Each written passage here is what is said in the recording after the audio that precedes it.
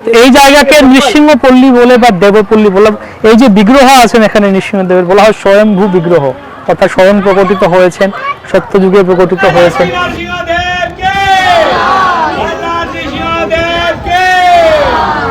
এই পুরো অংশটি তখন ছিল দেবপল্লী, সত্যযুগের সেই কথা। এখানে এই কুণ্ডে, এই মন্দাকিনী নদীতে, এখানে এই সরোবরে তিনি হস্ত ধৌত করেন এবং এখানেও পুরো সরোবর কুণ্ড লাল হয়ে গেছিল। তাই এটা ভগবানের হস্ত প্রক্ষালন ক্ষেত্র।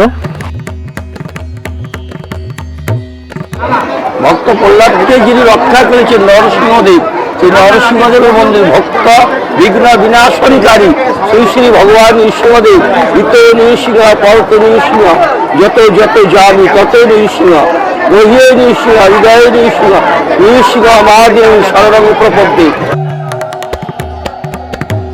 দেবতারা সবাই